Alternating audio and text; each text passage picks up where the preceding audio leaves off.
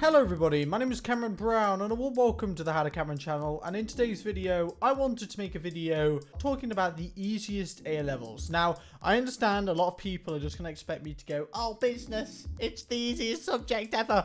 I do not have anything against business studies. Business studies is actually one of the hardest A levels, so I would never say that it is easy, and I would never say that it's not an A level because it's so easy. That is not true. I made a video talking about the hardest A levels, and that video did quite well, and a lot of people seem to really like that video, so I thought to myself, why not do the opposite? I'm sorry that I look like a tomato. I just worked out and I just wanted to record this video now.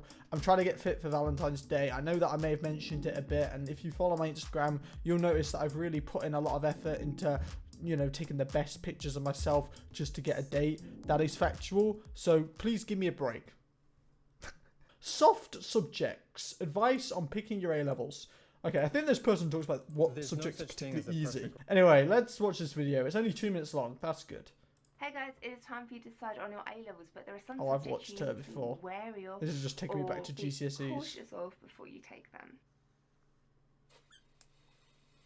What a shit intro. Die cats. They all need to be flipping eaten. Eve Bennett has made a fantastic video for my channel, giving you her advice on how to pick your A level subjects. And here are just a few little bits of advice from me. That's good. For a minute, I thought this video was going to have Eve Bennett in it, so I was a little bit concerned. I'm joking. Okay, Eve Bennett is my best friend.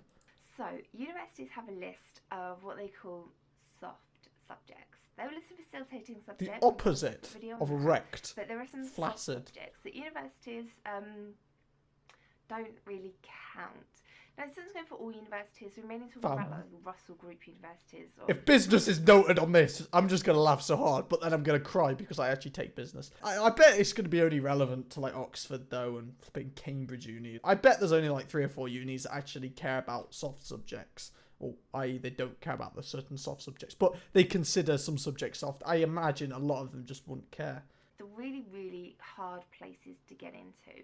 But if that's what you're aiming for, you need to pick hard A levels, not what you call soft or easy A levels.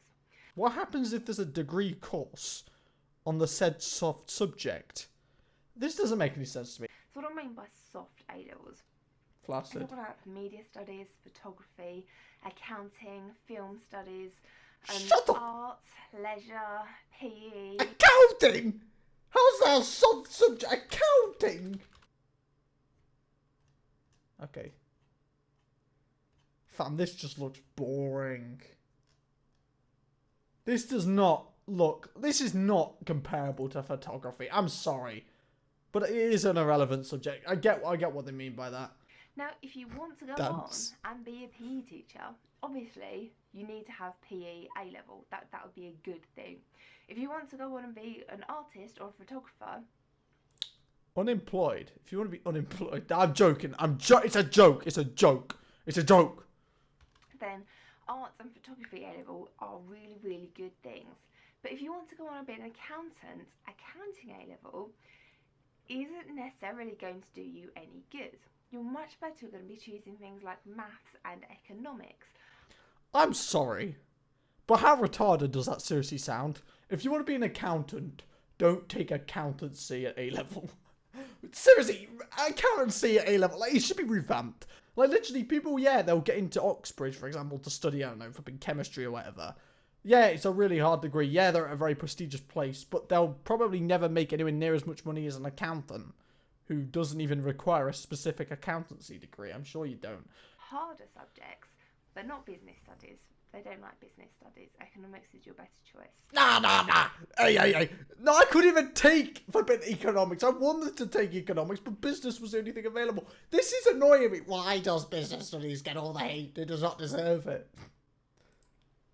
Now, these are seen as like easy or soft options by universities, and sometimes they just won't count them in their entrance requirements. Sometimes they'll just ignore those, which will knock you down to 2 A levels. I just gave up watching this video. Right, this video seems better. A GCSE student's complete guide to A level subjects. Oh wow, we've got English literature, maths. How does she know about every single one of these subjects? Oh god, there it is. Business. Wait, where's physics? Oh, it's here. Okay, that's good. Right. Hey guys, today's video is going to be a moving from GCSEs to A-levels video. I'm going to be covering a lot in this video, so there's 3 things I'm going to be covering in this video.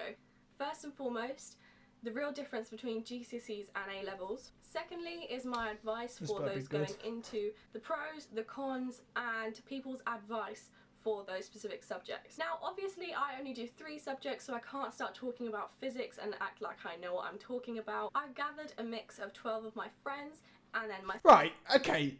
Way to brag. I don't have any friends. Why does she have to say she has 12 friends? This annoys me. This video is getting a fat dislike. Do not brag about how many friends you have. I have 0. Sorry guys, I got a bit over the top there.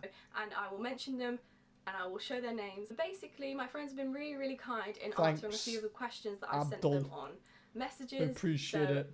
I asked them all that I could know about a Thanks. subject. For example, Thanks for the advice, man. Mo, he does chemistry in Thanks, university, Abdul. and he obviously knows a lot about chemistry. Is it Abdullah? So I asked him about what it's about, the pros, the cons. Okay, let's just get into this. I've been bored already. I'm sorry. I'm not bored. She seems nice, to be fair. First one is English literature. So English literature as a course is basically the study of novels. You're going to be studying a lot of novels, plays and poems over the 2 years that you do it, and the main difference between GCSE and A-level is the amount of stuff you need to remember. Honestly, I did not expect to have to know a book so well in order to even pass. If you want to get even higher than an E, you really have to know that book so well. I assumed it was going to be like GCSE and I was going to be able to write a PEEF paragraph with PEEF, and it was just point, evidence, explanation. Halil says that English is quite easy for him because the answers are simple to write. Rihanna, however, she's got a different opinion on it, and she feels like it's quite draining because you have to remember so many quotes from so many different texts. Where is she? And she feels that that's kind of a memory game more than anything. Hey, does Rihanna even exist? Now let's contact Rihanna. Fam, is Rihanna a fake person? like. She was like, oh yeah, I've got all my friends' links in the description. I search up one of their names, and they just don't exist. She literally is lying about having friends. I'm joking, okay, I'm sorry. Right, let's skip on to physics. I want to see what... No, let's skip on to chemistry. Let's see what she says. Chemistry, I have 3 different people helping me today. So Abdullah says that in chemistry A-level, you do a lot about electron structure, theoretical chemistry, organic chemistry... What do you mean, a lot about electron structure? It's literally like 2 pages. What? He says that you really shouldn't think you're going to get everything from the get-go. You need to make sure that you understand it is very That's good advice. I'm not even going to lie. That's good advice. Can't fault that. Same stuff. It's going to be very difficult and very full on. The more you read different textbooks, in his opinion, the more information you're going to be able to understand, because that is true. I actually find this as well for my This is a good video. Is that I'm not even going to lie. Once you get different viewpoints, you begin to understand the actual concept of something more. You also need to ask a lot of questions in order to actually understand things that the teacher's saying. You know when like a teacher's talking to you about something that they have no idea what they're talking about, but you know exactly what they talk about? So for example, someone talking to me about my YouTube channel, like a teacher talking to me about my YouTube channel, and I know my YouTube channel inside and out. This is what it sounds like to me. What seems like an easy subject? Okay, art/photography. Okay. People have art/photography, and me and Nikki do it, and basically I can't tell you how to be an artist or a photographer. You have to everything in art is based on you. It's all individual stuff. So what we would say is just do your work as soon as you've been given it, because once it builds up, it's really hard to actually overcome everything that you've been ignoring for a while. Government and politics. That's literally it. Art and photography. So she didn't even talk about photography. Just skip that one out of the equation. No, but with art, she was like, oh, just make sure you do the work, otherwise it adds up. Fam, that's all it deserves. That's all art and photography deserves in a video. Oh my god. Business next. Alan says if you picked it at GCSE, you're more likely to find it a lot easier at A-level. It's probably not going to be that difficult for you at all. He says that it's his favourite A-level. Okay, the point where she said, oh yeah, it's easy at A-level. Agreed. Well, it's not easy. Oh, okay, right, I need to mention this. What I mean by easy, I don't mean literally I can just sit there and not pay attention and I do well. I more mean like, I read a textbook, I understand everything pretty much first time, and I can replicate it in the exam without too much issue. There are very few questions that I look at in the exam and I'm like, what the flip? Okay, unless I have to like memorize an equation and I couldn't be asked to remember it. How can it be your favourite A-level? Man, how is that even possible? Is very similar content-wise, so if you don't like repeating yourself, then maybe don't do it. It really isn't just about the revision. You have to know a lot about what's happening in the business world at the moment.